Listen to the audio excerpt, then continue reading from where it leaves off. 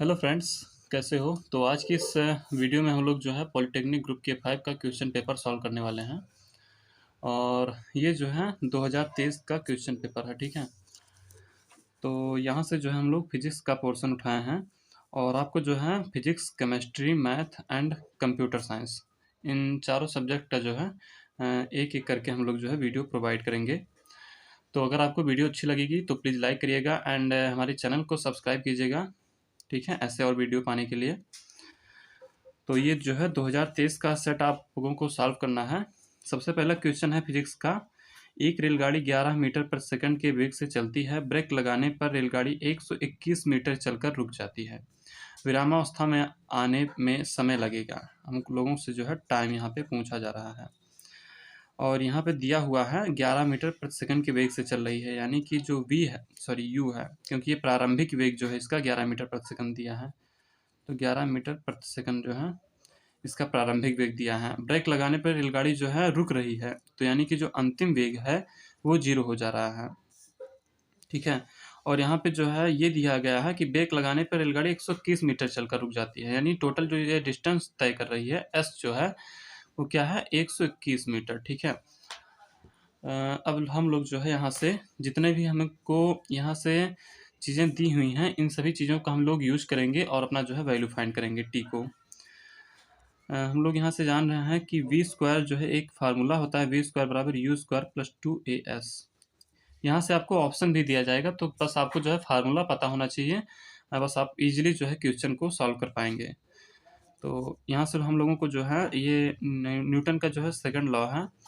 तो वी की वैल्यू हम लोगों को दी हुई है 0, ठीक है। यू की वैल्यू दी हुई है हमको यहाँ से 11, तो इसका स्क्वायर कर लेंगे एंड 2 इंटू ए की वैल्यू दी हुई है हमको यहाँ से नहीं पता है, तो ए को एज इट इज लिख लेंगे।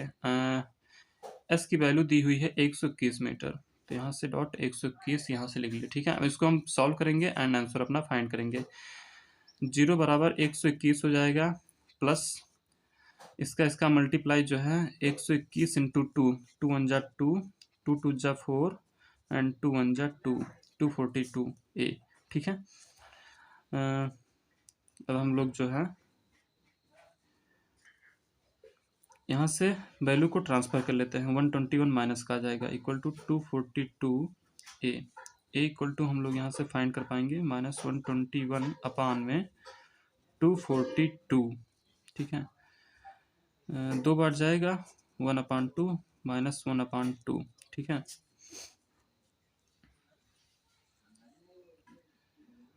तो सबसे पहले अभी हम लोग जो है ए को फाइंड करेंगे। ए बराबर -1/2 आ गया है। अब हम ए की मदद से जो है टी की वैल्यू को भी फाइंड करेंगे, ठीक है। अब हम लोग जानते हैं v बराबर u प्लस ए टी होता है, न्यूटन का फर्स्ट लॉ है। ये न्यूटन का जो है सेकंड लॉ है। u प्लस ए टी ये न्यूटन का फर्स्ट लॉ है, ठीक है। v की वैल्यू हम लोगों को पता है, v की वैल्यू है 0, u की वैल्यू हमको पता है 11 है एंड a की वैल्यू हम लोगों ने यहाँ पे निकाला है -1/2। t की वैल्यू हम लोगों को फाइंड करनी है, तो 11 यहाँ से -1/2 टी हो जाएगा, -1/2 टी। वैल्यू को हम लोग यहाँ से ट्रांसफ़र करेंगे तो 1/2 टी इक्वल टू 11 हो जाएगा। यहाँ से हम लोग टी बराबर जो है वैल्यू को फाइंड कर लेंगे 11/2, ठीक है। इसकी मल्टीप्लाई करा दोगे तो ये वैल्यू हम लोगों को मिल जाएगी, ठीक है। अब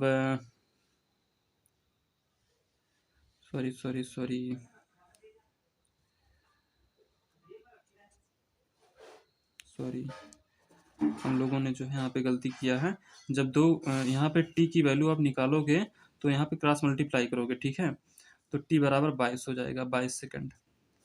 तो यहाँ से हम लोगों ने जो है टी की वैल्यू को फाइंड आउट कर लिया है।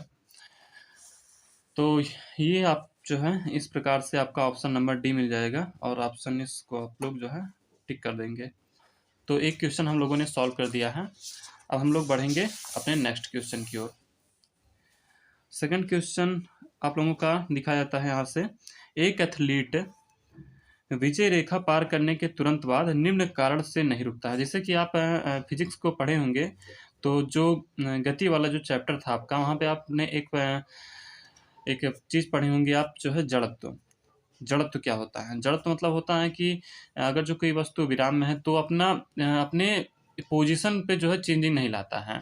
अगर वो रुका हुआ है तो रुका ही रहेगा, और चल रहा है ना तो वो चलता रहेगा। यही जो है न्यूटन का फर्स्ट लॉ भी है।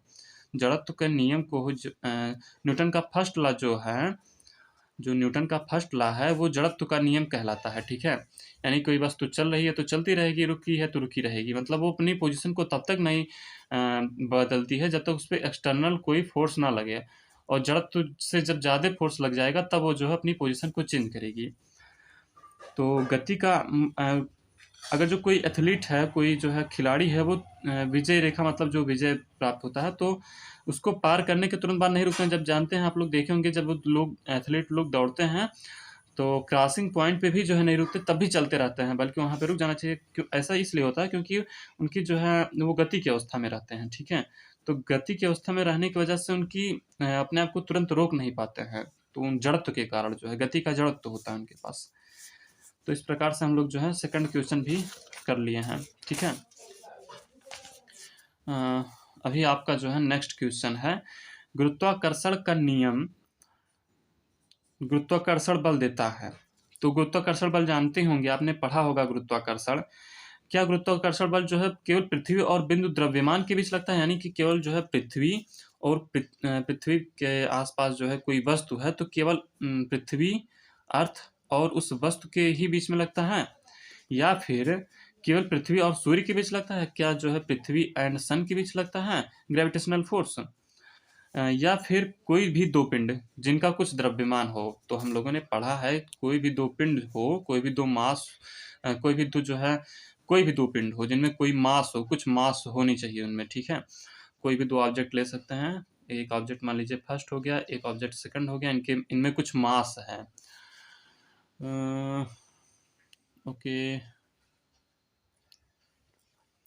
ओके ओके, ठीक है। तो इन दोनों के बीच में कुछ मास है अगर जो, तो इनके बीच में ग्रेविटेशनल फोर्स कार्य करता है, ठीक है। एक फोर्स कार्य करता है, ग्रेविटेशनल फोर्स। ग्रेविटेशनल फोर्स क्या होता है कि इनको जो है आपस में एक दूसरे से करीब लाता है, मतलब इसमें एक ऐसा फोर्स होता है जो एक दूसरे को खींचे रहता है, आपस में बांधे हुए रहता है, ठीक है। तो कोई भी दो पिंड जिनका कुछ द्रव्यमान हो, वही जो है गुरुत्वाकर्षण बल होता है, ठीक है। इनके इनके बीच में लगता है गुरुत्वाकर्षण, ठीक है। तो आपका ये क्वेश्चन हो गया, एंड यहाँ पे आपको हिंदी एंड इंग्लिश दोनों मिल जाएगा। नेक्स्ट क्वेश्चन है, वायु में एक वस्तु का भार 10 न्यूटन है। जब जल में पूरी तरह से डुबाया जाता है तब इसका भार 8 न्यूटन हो जाता है, ठीक है। वस्तु द्वारा हटाए गए द्रव का भार होगा। तो यहाँ से हम लोग जो है क्वेश्चन को पढ़ेंगे कि वायु में एक वस्तु का भार है, वस्तु का भार कितना है। तो हम लोगों को मेन पर्पज हम लोगों का यही है कि हम लोग बस आंसर निकाल पाएँ, क्योंकि हम लोगों को टिक ही करना है, क्वेश्चन सॉल्व नहीं करना है। तो वस्तु का जो मास है वो इक्वल टू 10 न्यूटन है, ठीक है।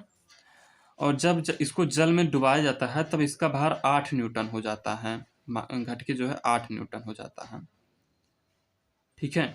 तो अगर जो 10 से 8 हो रहा है, यानी कि 2 न्यूटन की जो है हम लोगों के पास में कमी हो रही है।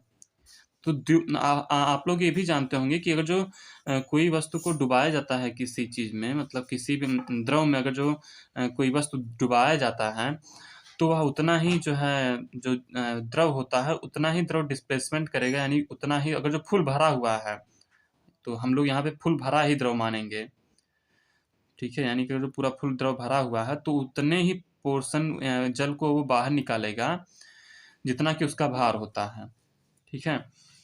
तो अगर जो यहाँ पे 10 यूनिट का अगर जो कोई भी आपका पिंड रहा होगा, कोई भी वस्तु, और अगर जो यहाँ पे जाने के बाद उसका वेट जो है 8 यूनिट हो रहा है, यानी कि जाहिर सी बात है उसने जो है 2 यूनिट का जो है जो जल है उसको बाहर निकाला होगा, ठीक है। तो इस प्रकार से आपका जो आंसर हो जाएगा यहाँ से 2 न्यूटन, ठीक है। 2 न्यूटन का जो है इस वस्तु द्वारा हटाए गए द्रव का भार होगा 2 न्यूटन, ठीक है। तो यहाँ से आप लोगों ने जो है एक और क्वेश्चन को सॉल्व कर लिया है, ओके। नेक्स्ट क्वेश्चन हम लोगों का जो है यहाँ से नेक्स्ट क्वेश्चन ये है कि विद्युत धारा के चुंबकीय प्रभाव की खोज किसने की थी? तो ये आपका इंपॉर्टेंट क्वेश्चन है। अच्छा देखो, आपके मतलब हर चैप्टर में, हर एक चैप्टर क्लास 9th का अगर जो आप क्लास 9th की अगर जो आप बुक पढ़ लेते हैं, तो आपका मेजॉरिटी क्वेश्चन जो है क्लास 9th से मिल जाएगा, और क्लास 9th की हर एक चैप्टर को आप पढ़ लेंगे। और ये भी नहीं कि कोई मतलब जो है बहुत तगड़ा क्वेश्चन आ रहा है, मतलब सब बेसिक सा क्वेश्चन है और सब एकदम थ्योरेटिकल क्वेश्चन है, ज़्यादातर आपको देखने को मिलेगा। और अगर जो न्यूमेरिकल भी आपको मिलेगा कहीं देखने को, तो न्यूमेरिकल भी बहुत मतलब बेसिक सा न्यूमेरिकल रहेगा, ठीक है, बेसिक सा न्यूमेरिकल रहेगा। तो यहाँ से नेक्स्ट क्वेश्चन है कि magnetic effect of electric current was discovered by, तो ओस्टेड के द्वारा जो है मैग्नेटिक करंट को जो है डिस्कवर किया गया था। यहाँ पे हिंदी आप देख लेंगे इसका कि विद्युत धारा के चुंबकीय प्रभाव की खोज जो है ओस्टेड ने किया था, ठीक है। नेक्स्ट क्वेश्चन अपना है, just wait, okay,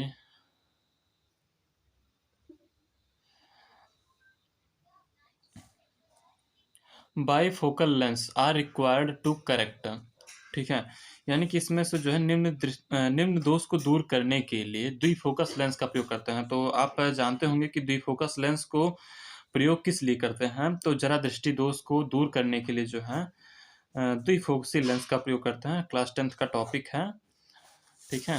and next question यहाँ पे हम लोगों का है, यहाँ पे आप देख रहे हैं इलेक्ट्रिसिटी का क्वेश्चन है बेसिक सा, और आप लोग जैसे कि यहाँ पे देख पा रहे हैं, यहाँ पे हम लोग को आई फाइंड करना है, आई, ठीक है। तो आई का फार्मूला होता है बेसिक सा, आई बराबर वी अपान आर, ओके। और यहाँ पे हम लोग देख रहे हैं कि R1 दिया हुआ है, R1 बराबर 20 ओम, ठीक है, R1 दिया है, और ये सभी जो है देख रहे हैं आप जैसे कि समांतर क्रम में जुड़े हुए हैं, पैरेलल फॉर्म में, ठीक है। तो R1 दिया हुआ है 20 ओम, R2 दिया हुआ है 10 ओम एंड R3 दिया हुआ है 5 ओम, ठीक है। तो हम लोग जानते हैं कि 1/R होता है 1/R1 plus 1/R2 plus 1/R3, ठीक है। इस प्रकार से हम लोग का ये होता है। और इसी तरह से हम लोग जो है R की वैल्यू को फाइंड करेंगे, R की वैल्यू को अपने यहाँ पे रखेंगे, और V की वैल्यू दिया हुआ है 6 वोल्ट, और I की वैल्यू यहाँ से हम लोग फाइंड आउट कर लेंगे। तो ये क्वेश्चन आप जो है होमवर्क में करेंगे, ओके। एंड नेक्स्ट क्वेश्चन यहाँ पे हम लोग का दिया हुआ है, materials which allows larger current to flow through them are का मतलब वह कौन सा मटेरियल है जो अपने अंदर से जो है ज़्यादातर इलेक्ट्रिसिटी को फ्लो आउट करा सकते हैं, वह पदार्थ जो ज़्यादा विद्युत धारा के प्रवाह की अनुमति देता है। तो हम लोग जानते हैं सुचालक जो होता है, यानी कंडक्टर जो होते हैं, वो इलेक्ट्रिसिटी को फ्लो कराते हैं, बल्कि कुचालक तो बिल्कुल नहीं कराता है। अर्धचालक मिश्र धातु भी जो है चालक सबसे ज़्यादा कराता है, ठीक है। तो यहाँ से हम लोग का ये जो क्वेश्चन है ये पूरा हुआ। नेक्स्ट क्वेश्चन हम लोग का आता है, the angle of incidence, incidence मतलब क्या होता है, आपतित किरण, ठीक है, मतलब एक प्रकाश किरण जिसका परावर्तन कोण 0 है, यानी कि वो ऐसा बनाओ, मतलब आप ऐसा इंसिडेंस रे आ रहा है, एक ऐसी आपतित किरण आ रही है जिसका परावर्तित किरण 0 एंगल से जा रही है, यानी कि जाहिर सी बात है वो जिस एंगल से आ रही है, मतलब जैसी आ रही है वैसे वो लौट जा रही है वापस। तो इंसिडेंस एंगल जो इसकी जो आपतित किरण है वो 90 डिग्री का कोण बनाते हुए यदि आएगी, तभी जो है जब बिल्कुल सीधे आएगी, ठीक है, और सरफेस से बिल्कुल सीधे आएगी, तभी वह जो है न बिल्कुल शून्य एंगल बनाते हुए जो है उसी डायरेक्शन में वापस लौट आएगी। तो जो यहाँ पे पूछा है कि आपतन कोण क्या होगा, आपतन कोण, ठीक है, यानी आने वाले जो रे है जो आ रही है वो जो है 90 डिग्री पे आ रही है, तो वही कोण पूछा था। तो 90 डिग्री पे आएगी तभी जो है ये जो परावर्तित होगी वो शून्य एंगल पे होगी, यानी 0 एंगल पे, ठीक है। तो यहाँ से हम लोग का 90 डिग्री जो है राइट आंसर हो जाएगा, ओके। नेक्स्ट क्वेश्चन यहाँ पे है, तो ये तो हो ही गया है, तो फाइनली जो है हम लोगों ने यहाँ से इसको कंप्लीट कर लिया है। और नेक्स्ट क्वेश्चन है हमारा, एक ध्वनि तरंग होता है, मतलब जो ध्वनि होती है, जो यहाँ पे देखो इंग्लिश तो यहाँ पे नहीं मिल रहा है, तो जो साउंड होता है, ठीक है, तो साउंड की जो तरंग होती है, वेव जो होती है, वो किस प्रकार की होती है, यहाँ पे जो है लॉन्गिट्यूडनल होती है, और इस प्रकार से आप देख रहे हैं केवल अनुदैर्ध्य तरंग होती है, जो ध्वनि तरंग होती है वो अनुदैर्ध्य तरंग होती है, ठीक है। इसकी इंग्लिश तो जो है आपको प्रोवाइड नहीं हो पाया है, फिलहाल आप देख लेंगे। The SI unit of amplitude of wave. Okay okay okay, यहाँ पे एसआई यूनिट पूछा है वेव की एम्पलीट्यूड की, ठीक है। एम्पलीट्यूड मतलब आयाम होता है, तरंग के आयाम का एसआई मात्रक क्या होता है? तो सिंपल सी बात है, मीटर होता है इसका जो है आयाम। ओके, और यहाँ से हम लोग का जो है पूरा फाइनल हो गया है। तो next, the SI unit of amplitude of wave is, क्या होगा यहाँ पे? नेक्स्ट क्वेश्चन है अपना, ठीक है। The SI unit of amplitude of wave is, तो यहाँ पे इसका हिंदी है तरंग के आयाम का एसआई मात्रक है। तो एसआई मात्रक जो होता है वेव का, एम्पलीट्यूड ऑफ वेव, तो इसका होता है मीटर, ठीक है। मीटर इसका राइट आंसर है।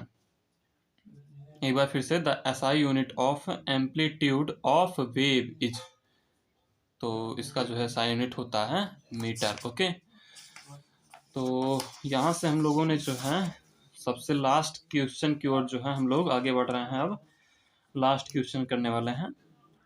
क्वेश्चन है हम लोगों का, जीवाश्म ईंधन है।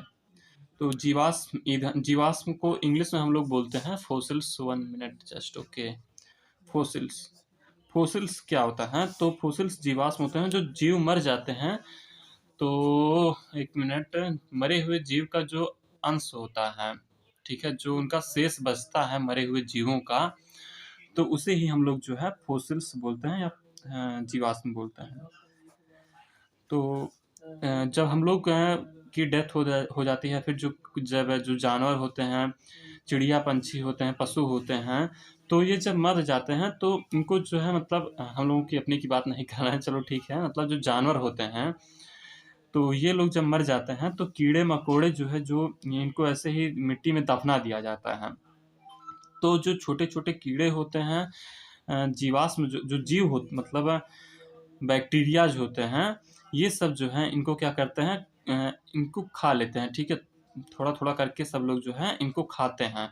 और फिर ये जो है, और एक चीज़ और होता है कि मतलब ये सभी जो है मिट्टी में मिल करके ये लोग ऑयल का निर्माण करते हैं। जो हम लोग आज देख रहे हैं, जो पेड़ पौधे, पहले एक समय था कि जब जो है यहाँ पे बहुत ज़्यादा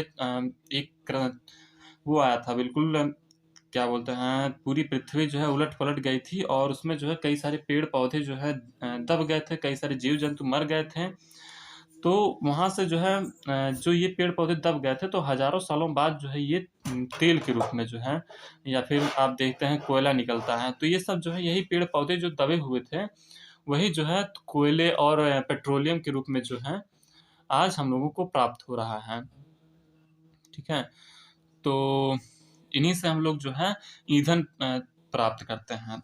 तो जो जीवाश्म ईंधन है, ये अनवीकरणीय ऊर्जा स्रोत है, मतलब ये नई नई नहीं प्राप्त हुई है, ये बहुत पुराना है, ठीक है। मतलब बहुत पुराने समय से ही जो है जो पेड़ पौधे दब गए थे, या जो जीव मर गए थे जो है, तो उनका जो अंश है, जीवाश्म जिसको हम लोग बोलते हैं, जो जीव होते हैं उनका जो अंश होता है, वही जीवाश्म कहलाता है। तो ये जो है एक अनवीकरणीय ऊर्जा के स्रोत होते हैं।